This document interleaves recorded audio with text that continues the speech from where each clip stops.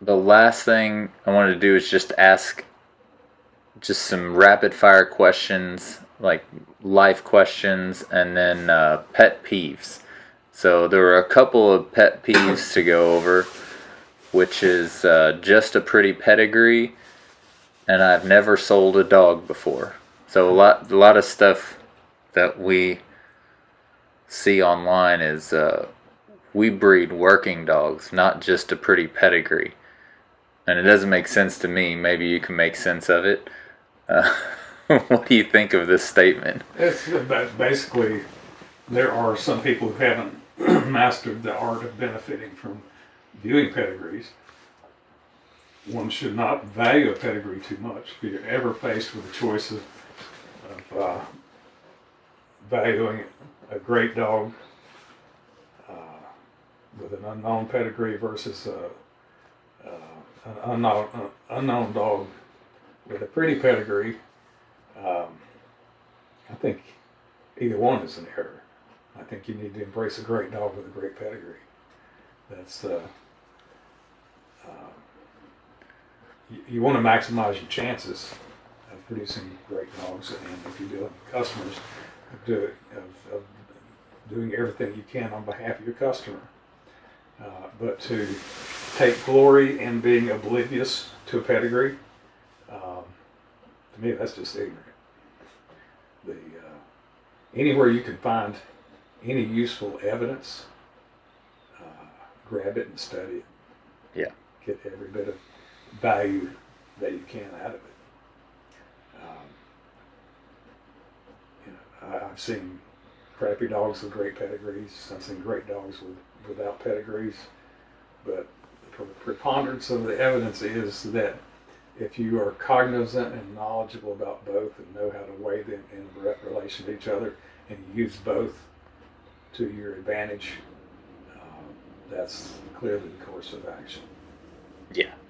Yeah, having both. If you can have both, why would you settle for one or the other? And then there's the little caveat that what do you even call a great pedigree? Well, a great pedigree is the pedigree of a great dog. Yeah. That's where it starts.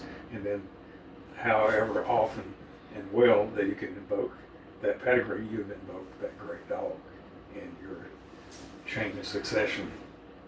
So a little bit of a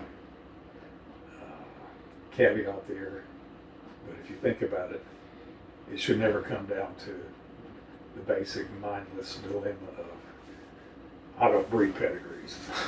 Yeah. It's a breed great dogs. Well, hell, what do you call a great pedigree? It's a pedigree of a great dog. Yeah. And it's a little mind game for the mindless. And if it has a great pedigree, isn't that pedigree just a whole bunch of examples of the one thing you're talking about? Yeah. You're talking about this one instance of, oh, I have this amount of greatness. And then if the pedigree has a bunch of titled dogs, then it's just saying this pedigree is like 50 times what you've seen once right here. It just doesn't make sense to me. Yeah, exactly the same way I look at it. And the other one was Never sold a dog. When they call you find a dog. okay, I've probably sold about as many dogs in my lifetime over my 47 years as anybody has. But I probably put more thought and work and gone to greater expense accumulating the animals and the procedures that I use. I've probably done more of that than anybody else in the history of the breed. It's been a lifetime obsession. So the amount of effort, the amount of preparation, the amount of swaying the odds in the direction of the outcome that I've done per dog probably greatly exceeds what anybody does who does on a small scale. But I often get calls from, I'll say once every couple of weeks, I get a call from somebody and introducing themselves and telling me who they are. They will tell me that uh, as a character reference, as a reference as to how wonderful they are. They'll tell me, I've never sold a dog. Okay, well they're calling me to buy a dog. You can't have somebody buy a dog without somebody selling a dog. And if they hold the act of selling a dog in such great disdain and consider it a flaw of character, then why in the hell are they indulging in the process of buying a dog? But nevertheless, every few weeks I'll get a call from somebody announcing that I ain't never sold a dog, and that's part of their character reference, and that just it gnaws at me a little bit. To start with, I'm a little startled that anybody could have such a conflict in what they're presenting as their value system and character, and how they're throwing it at me, the seller of dogs. Yeah. I take great pride in breeding and marketing great dogs. That's who I am, and I embrace it. That's the finest part of me. And the fact that I'm able to go the extra mile in collecting the stock, creating the stock, pairing the stock, managing the stock, and doing it on a higher level than anybody else. I take great pride in that. And this whole cycle of the evolution of the breed does not happen unless you're able to have a sustainable business model, and that means you got to get money for dogs. Yeah. To be able to keep the process going. And I do spend a lot of money here. Yeah. Our payroll comes due every 2 weeks, and sometimes it will get close to $7,000. Sometimes it's as low as somewhere in the fours, but we'll be on the conservative side and say that it averages a little more than $5,000 every 2 weeks. You add to that I'm feeding probably year-round average is about 5 50-pound bags of dog food a day. All kinds of other expenses. One spring, 3 springs ago, I spent probably $200,000 upgrading pens. There's some things that come around every few years. Say repainting my fence. I got a quarter mile of wooden privacy fence that has to be recoated to keep it from rotting every few years, and that's about $15,000. Rock dust. Rock dust is a dump truck load has elevated in price. I think the last I got was $1,200. It's $1,200 for 2 loads. So $600 for what was two years ago was 5 years ago was probably $300. It's doubled in price. So I spend more than $10,000 a year just on rock dust to put in the base of pens. There's always all kinds of destructive things that go on with dogs, and lots of labor that has to be done to replace things that get destroyed by dogs.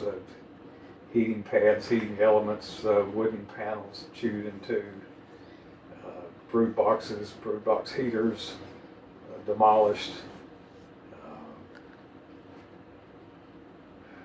So yeah, people don't realize, and that doesn't even get into the fees that you pay with the animal control every year. Veterinary expenses are pretty huge. A lot of people, if a dog needs to go to the vet, they go to the vet. They don't just sit there and cross your fingers and watch them die. Yeah.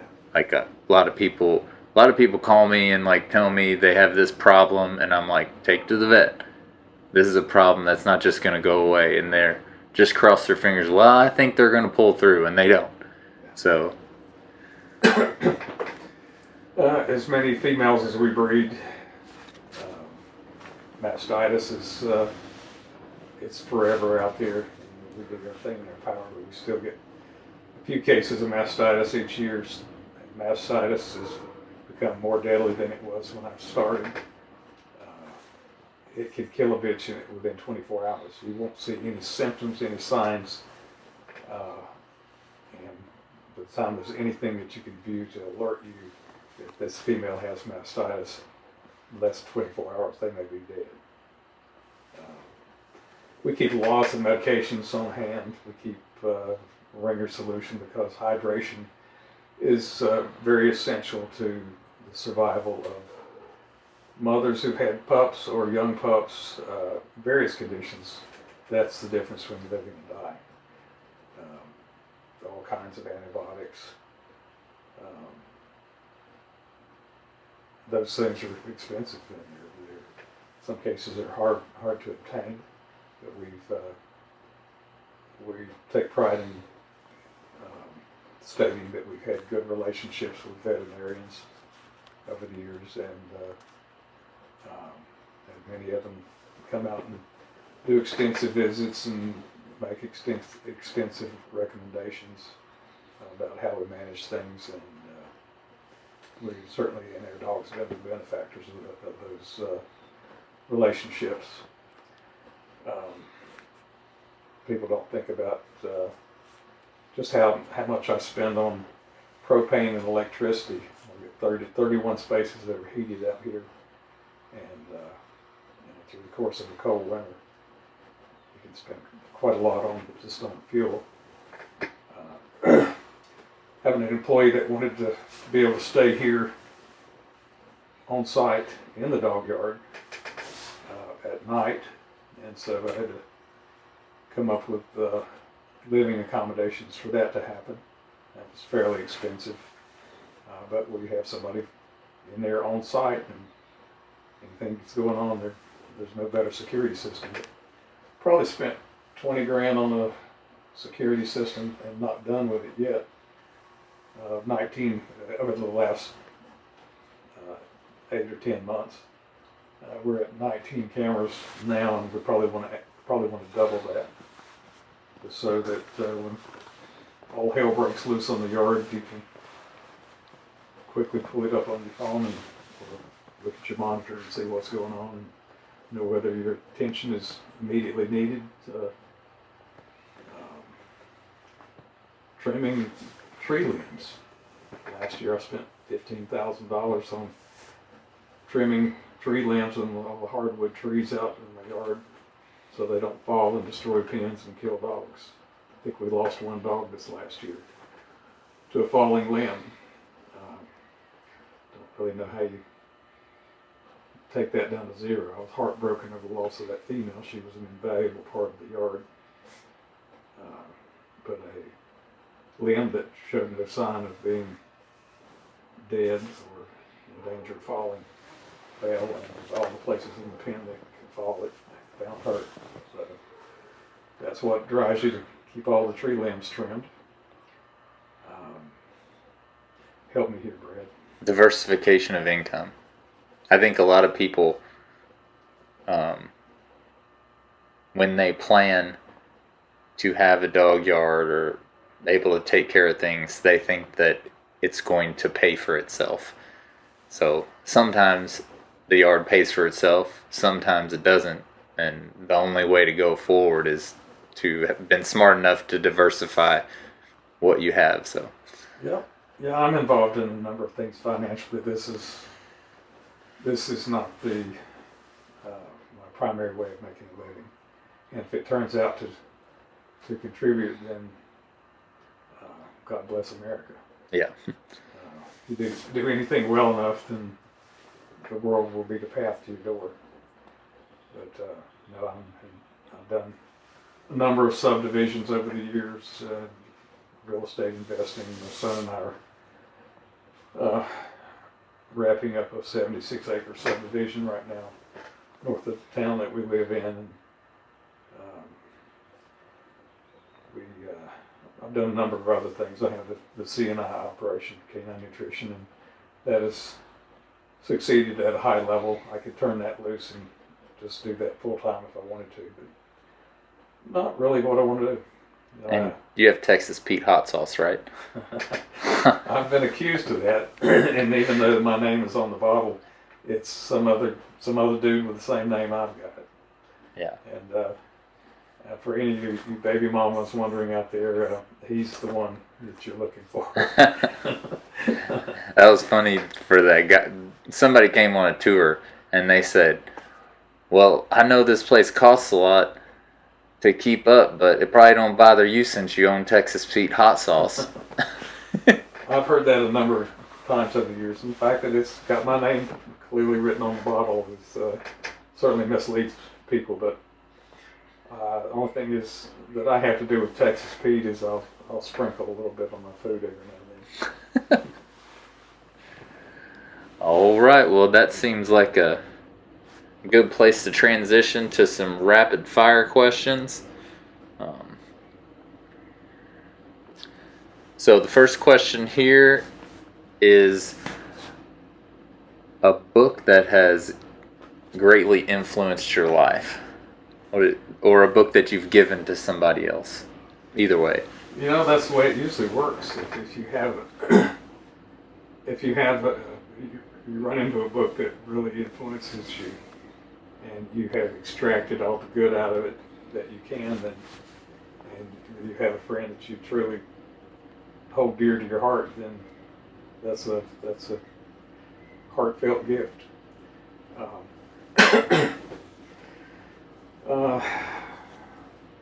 can think of two off the top of my head, and one of them was written by Nietzsche. It's a collection of notes that were written by Nietzsche. Friedrich Nietzsche, great 200 IQ German philosopher. The book is called The Will to Power.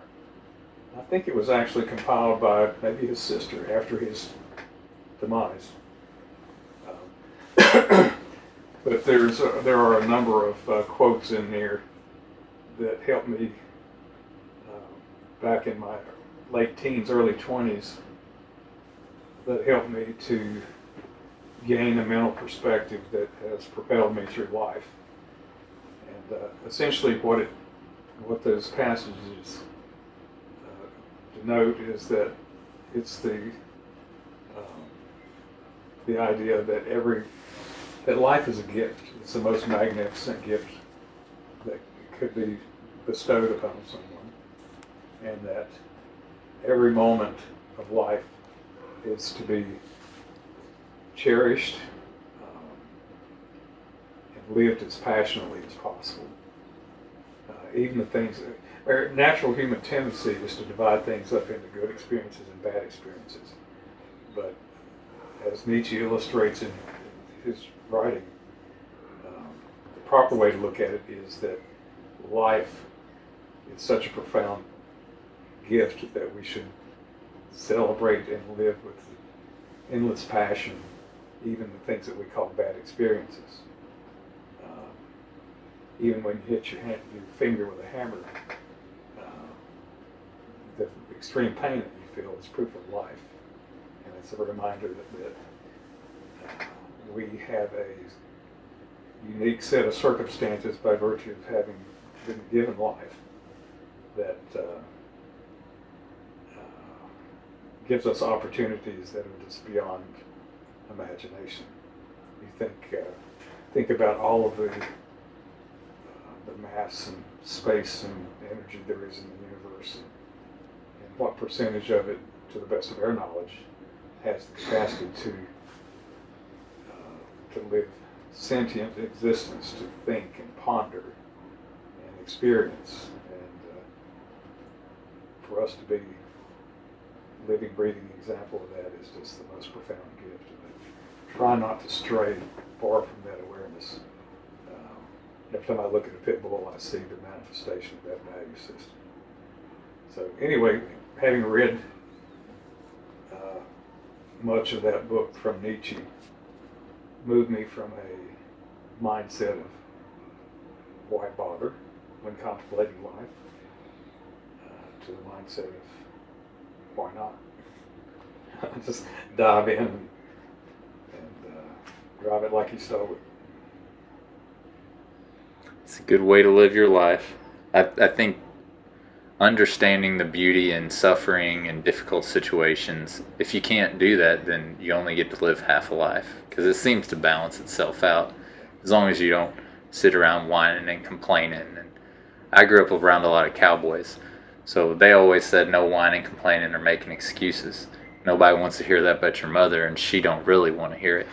And so I used to just think it was a way for them to tell me they didn't want to listen to me as a kid, my whining and complaining. But like as I got older, it just seems like once you get rid of all of that, you can see what life is. Like what's left of you for life that you can control. So yeah, like understanding both sides of it, like you said, uh, it's important to have a fuller life, I think.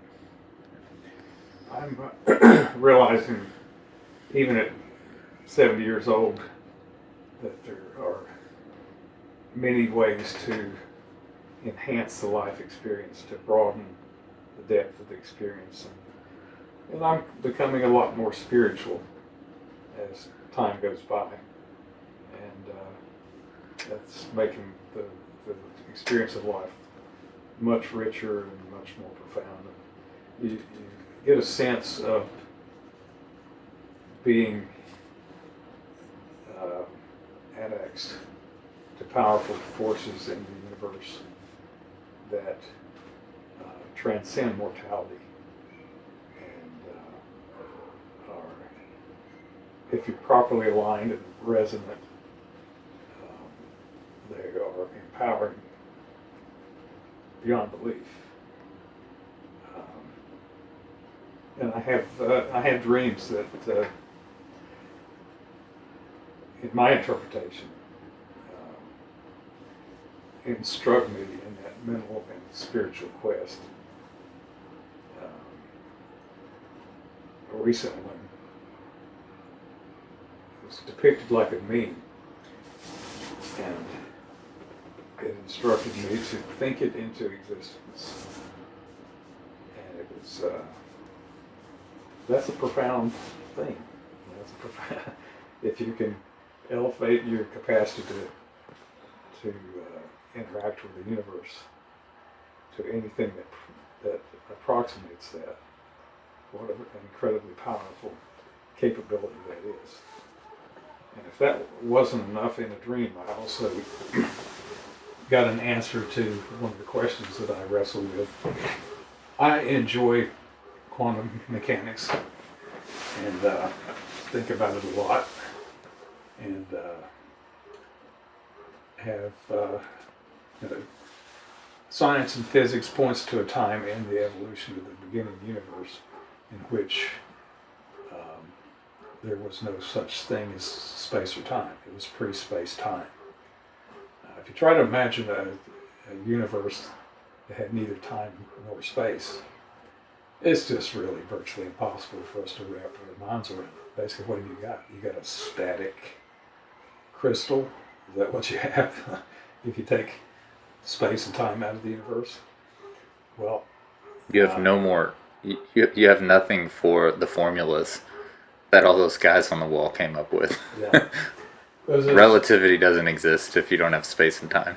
Yeah, I mean, the capacity to change. How can you have anything other than just a static state? Well, in that dream, it was pointed out to me that what happens to a beam of light, whether it's existing in the form of a probability wave, or on the other hand, whenever it's observed by a human, transitions to discrete packets of energy called photons. How that happens, and it can happen apart from space or time. That capacity for transition to happen apart from space or time seems to be the answer to the question of how do you have a pre-space-time condition in which you don't have just a static crystal. So anyway, that was a very useful dream in a couple of different ways, and when you start thinking more and more about the esoteric aspects of the universe, it can be very rewarding. It can be very satisfying. And as time goes on, I'm enjoying that type of thing more and more. But my mind's never too far from my dogs. So the other book, we talked about The Will to Change, Yep. or Will to Power, and from Nietzsche. The other book that I enjoyed and benefited from greatly was called, it was just a small paperback. And I'm sure you can find it on the internet. It was called How People Change.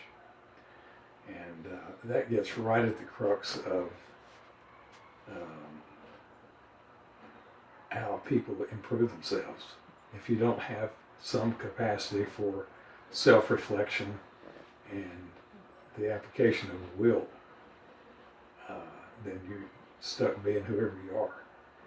Every now and then we get fed up with who we are and think, couldn't I be better? Couldn't I be a better person? Why don't I reinvent myself? Somebody who's better than the last guy that I got fed up with. So this book was about a kid who was given the assignment of cutting the family yard with a pair of scissors. And it sounds like one hell of a way to spend a summer. I had a similar experience. We had this large wooded area behind my house as I was growing up. And at the beginning of the summer, I bought a sling blade. This is when I was in like the 3rd grade. I don't know if any of you know what the sling blade is, but anyway, I had to eliminate this entire forest of weeds and new growth. But in this book, How People Change, this kid had to indulge and was not given an alternative, not given options. This kid was had a large volume of work to do every day. It was tedious. It was not fun. But the kid learned that over time that it was possible to accomplish this dreadful task. And that is how people change. They change an inch at a time, and they change with a irresistible will. You don't treat it like you have options at all times. You make your choice. You don't waver from your choice. You apply yourself, and then your body of work is you've effected change. And I was exposed to that early in my college years, and read it and just really took it to heart and used it as a very useful tool. In fact, I ordered about 10 copies and gave them to a number of my friends. And if you get a chance to read it, and you need the inspiration and the know-how to affect change within yourself, that's what I'd recommend. Excellent recommendation. I think especially the idea that we change in inches, that we can't really notice until 1,000 inches is piled on. But there's also 1,000 times where you want to give up during that time. A lot of people say like hard work is not enough. And yeah, I believe that's true in the short term. But I don't know. I just don't believe it in the long run, no matter where you start. As today, I drive a truck that's worth more than the house I grew up in. So it's like, and I didn't pay attention along the way. My father told me is really simple. When I was worried about what job I was going to get or how I'm going to figure out life, I'm sure everybody like deals with that at some point. He just said, you don't have to worry about anything. You're a Hilbert and you're a hard worker. It'll all work out. And even though that there's no logic to it, but he tied like my last name and our ancestors and all this stuff. I don't even know if he's right or not, but he tied that to like I'm an inherent hard worker, so I don't have to worry. And so then I just quit worrying and just. That's when you first know that you're special. Do you think there's a flip side of that somewhere on the other side of the earth where there's some father telling his kid, quit working. It doesn't matter how hard you work. Yeah. You're a so-and-so, and you're not going to amount to shit anything, Yeah. regardless of what you do. Yeah. That would be a horrible way to raise a kid, wouldn't it? It sure would be. I've done the same thing. I've tried to instill pride in all of my kids. I tried to give them the sense that they were different, and more was expected from them. They should expect more Yep. from themselves, Yeah. but then they should earn that right to have that expectation and that belief set by giving more, preparing better, working harder, enduring more. Yeah. Yeah. This endurance and this application of will. You talked about thinking something into existence, an application of will, and for some reason, do you know about the observation effect? You talked about quantum physics and stuff too, like the observation effect of when photons are shot at a wall, like that. That's what I was talking about. Yeah, the observation of the photons will change the From a probability wave into a discrete packet of Right. energy called photons. right. The effect of it, the actual result, is different as an observer is watching it. So, in my mind, this applies directly to the application of will. If we can have some effect on the world by our observation, what kind of effect do we have with a relentless will? With a working, applying our will to a scenario until it gives in to our thought into existence. Does that make sense? I'd have to ponder it a little bit. Yeah. I'm sure it does, just a matter of me getting on track with it. Like just the application of will, like will is like the ultimate observation. Your will. Like you creating a goal and then applying your will to that goal. It's like observing what you want to think into existence, but it's like more than observation. It's like the hard work is more than just standing back watching and hoping. So you're imposing your plans for the universe onto that thing you're observing. Right. And if you do it long enough, like something's gonna change.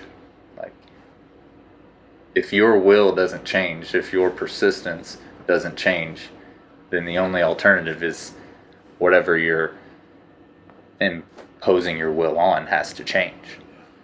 So, maybe it's true, maybe it's not, but it's at least where science and like this idea, a lot of people will think about thinking something into existence. And what was that book, that Oprah book everybody was reading, the way, or it was some like kind of kooky way of saying just believe it and it will happen.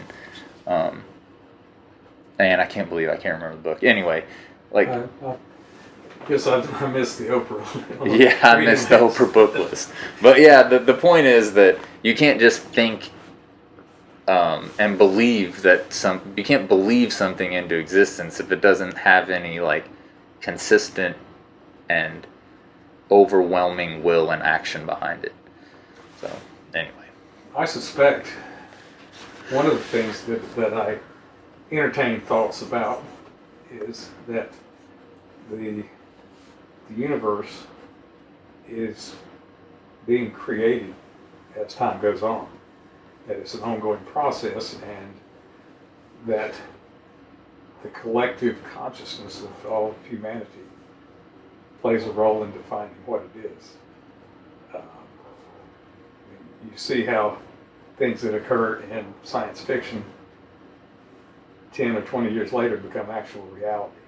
The ability for science fiction writers to anticipate all of the technological twists and turns in the ongoing saga of what men know about the universe is mind-boggling. Well, that's one interpretation, is that they are that smart, but on the other hand, to the extent that they affect, by virtue of their futuristic writings, they get into the consciousness of much of humanity, and it creates an expectation that those things will evolve and become part of reality. It leads one to at least entertain the thought, the possibility that reality is being created as a consequence of the collective consciousness of people working together. And, of course, we can never outrun the rate of that. The speed limit in the universe is the speed of light. The speed of consciousness is not going to outrun that. So we can't get in front of it and look back and say, well, here's what exists actually on the other side of that, because there is nothing on the other side of that. The way things are evolving with respect to quantum physics, it is so profoundly different. The universe is so profoundly different from what we think it is. It's mind-boggling. It's fascinating. Yeah, I think one of the reasons why I was interested in helping with this project is part of that, like, will. Like, even though, like, I've been in plenty of fights with you because of your will. Your will. Yeah. Here we go again, right? Yeah.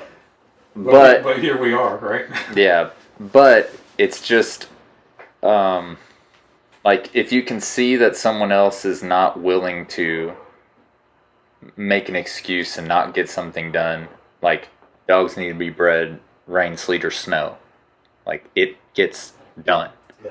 And so, even though there's been problems, it was always okay to me because I believe in this enforcing your will. Like, this pushing it through and pushing. And that's where all of these uncomfortable things is. And a lot of times I'm pretty calm when things are high intensity because I know that is a road to greatness. Like, discomfort and stress and, like, that's your road to doing something that other people are not willing to do. So I thank you for your having decided to nurture within yourself calmness and and not seizing every opportunity to participate in the conflict. It's been great for our relationship, great for our productivity in terms of managing this shard, and without it we wouldn't have accomplished nearly what we have. So thank you for that. it's been mostly a pleasure. But it's also, like, the difficulty I have with a lot of customers, which I do the best I can to just do whatever a customer needs, but it's tough for me to have someone call and want to breed their dog and want to just bring them whenever it's convenient for them. Yeah. When in my mind, it's the job gets done when it's time for the job to get done. Right. And, like, irregardless of whether it's comfy or convenient for me, like, you need to get it done. So, I don't know. It's just the only conflicts I've ever had with customers are because they called and said, hey, my dog's in heat. I'm off work in 2 weeks, so I'll be bringing them down there. It's part of the reason why we created the whole guaranteed process and program and readings and stuff, is because we're willing to do no matter what to get the dog bred and get her pregnant. But we can't be responsible for anything else. Yeah. Negotiating and navigating through all of that stuff is a challenge at times, and I think you've helped make it all make sense in terms of the policies that we have. All right, we'll do a couple more questions and then wrap this up. What purchase of $100 or less has most positively influenced your life in the last 6 months? Well, brands and, like, supplements or whatever it is. I thought you were going to not throw that last caveat in there. No. I was going to say whenever I purchased a case of condoms in high school. Oh, yo, there is no caveat. You can.